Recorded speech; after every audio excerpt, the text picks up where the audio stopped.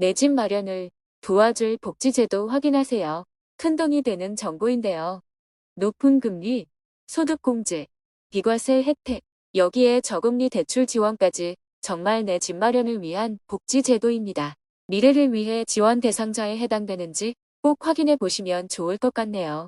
큰돈을 벌기 위한 시작점이 될 복지제도, 누가 어떻게 신청할 수 있는지, 어떤 지원을 받을 수 있는지 확인해 주세요. 그 전에 구독과 좋아요 눌러주세요. 안녕하세요. 복지 김 여사입니다. 여러분들은 내 집 마련을 위해 가장 먼저 해야 하는 것이 무엇이라고 생각하시나요? 우선 청약통장부터 만드는 것일 겁니다.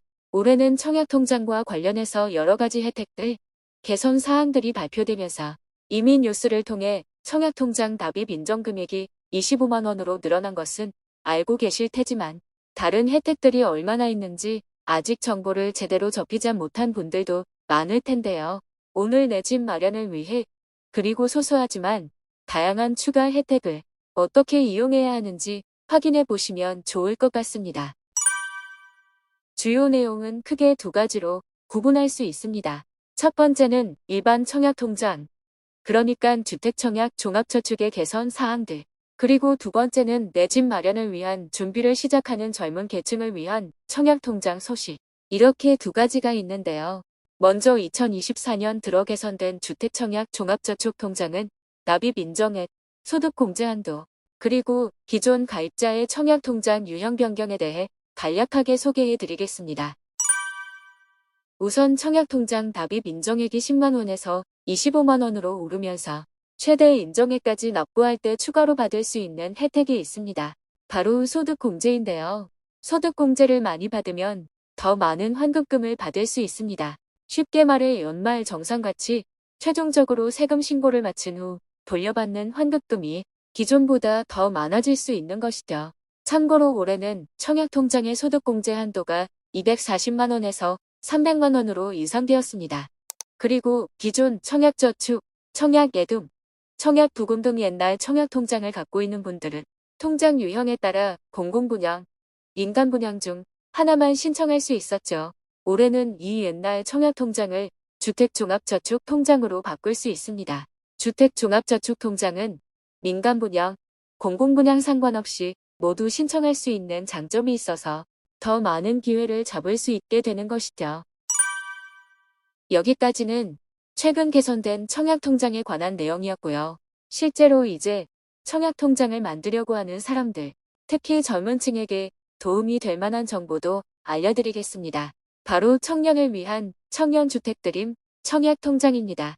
기존 주택 청약저축을 갖고 있는 분들도 청년주택드림으로 변경할 수 있는데요. 일반 주택 청약저축 가입자는 해당 은행으로 방문하여 변경 신청을 하면 되고 기존 청년우대형 주택 청약 종합저축에 가입한 사람이라면 별도 신청 없이 청년주택드림 청약통장으로 자동 전환되니까 통장이 잘 전환되었는지만 확인하시면 됩니다. 그럼 청년주택드림 청약통장이란 무엇인지 설명드릴게요. 청년주택드림 청약통장은 내 집 마련을 준비 중인 청년에게 더 좋은 혜택으로 주택 자금을 모을 수 있도록 저리 대출까지 연계 지원하는 청약통장입니다. 신청 자격은 소득 기준, 나이 기준, 무주택 기준을 충족하면 누구나 가입할 수 있는데요. 청년이라는 이름이 들어간 만큼만 34세 이하의 청년층을 대상으로 하며 연소득 5천만 원 이하의 무주택자일 때 신청할 수 있습니다. 그럼 왜 청년주택드림 통장을 가입해야 하는지 살펴볼게요. 기존 청약통장과 달라진 내용이 무엇인지 비교해드리는 것이 조금 더 이해하기 쉬울 텐데요. 이자율이 무려 4.5%까지 인상되었고 소득 기준도 기존 3,600만 원에서 5천만 원까지 확대되었습니다. 그리고 다른 적금 통장을 따로 만들 필요 없이 하나로 주택 구입 자금을 모을 수 있도록 납입 한도를 기존 50만 원에서 100만 원으로 확대했습니다. 늘어난 납입 금액만큼 더 큰 혜택을 받을 수 있죠. 납입 금액의 40%까지 소득공제, 그리고 이자 소득은 500만 원까지 비과세 혜택도 제공됩니다. 여기에 추가로 대출 지원까지 받을 수 있다고 했는데요. 최저 2.2%로 최대 40년까지, 분양가의 80%까지 대출이 가능하며 분양 계약금 납부를 위해 중도 인출도 허용됩니다.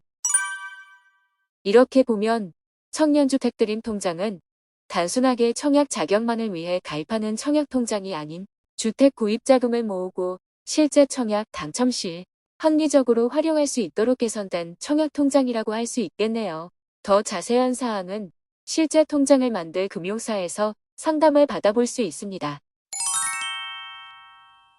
오늘은 내 집 마련을 생각 중인 분들이라면 알고 가셔야 하는 청약통장에 대해 소개해드렸습니다.